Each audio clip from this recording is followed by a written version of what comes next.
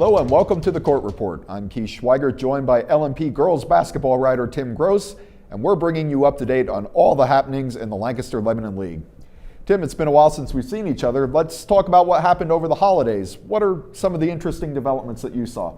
The big thing from the holiday tournaments was Lebanon Catholic going into Lebanon's holiday tournament. They knocked off Lebanon in the first game, and then they beat Manheim Township that had been on a roll before that. So the Beavers really making that strong push, and it was a big win for them. Another thing in the holiday tournament last week was Hempfield going into Reading, going 2-0. They've won 3 straight now. It seems like they've kind of figured some things out. Going to be good in Section 1. Them, McCaskey, and Manheim Township and Cedar Crest are all kind of jostling for position there. And another thing from last week that happened was Lancaster Catholic suffered its first loss of the season. Trinity came in there. Maybe not the Trinity that, maybe not as good as some of the Trinity teams that we've seen, but Lancaster Catholic was kind of due for that one game where they didn't play a full 32 minutes, and someone finally got them. But they did rebound on Saturday and knocked off Bishop McDevitt in McDevitt on Saturday. Okay, that's very good. So now we're about to hit the meat of the Yellow League schedule. Looks like we got some pretty competitive races going on in at least 3 of the 4 sections.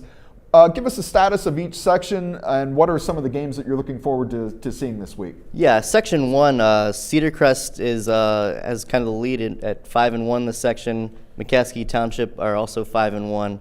Crest beat McCaskey in a big showdown earlier. Hempfield's 4-2, so they're right there. And this week we're going to find out a lot about McCaskey. They're going to Township on tonight, Tuesday. They've got Hempfield on Friday. So if McCaskey really wants to defend its Section 1 title, they're going to have to show a lot this week. Mm-hmm. And Section 2, it's kind of a mess.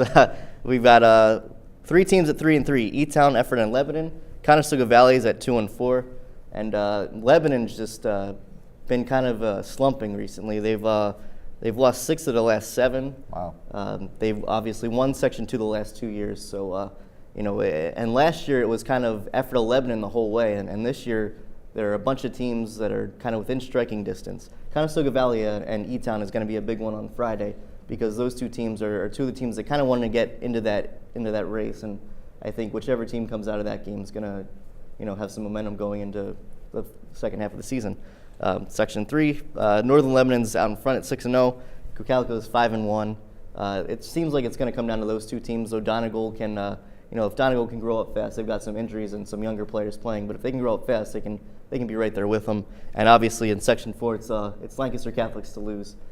Lebanon Catholic can make a push, but it's the Crusaders unless someone says otherwise. Yeah, it sounds like that we've got some big games coming up on the horizon. So thank you, Tim, and thank you for joining us. Be sure to follow along on Facebook and Twitter for more girls basketball updates, and we'll see you next time.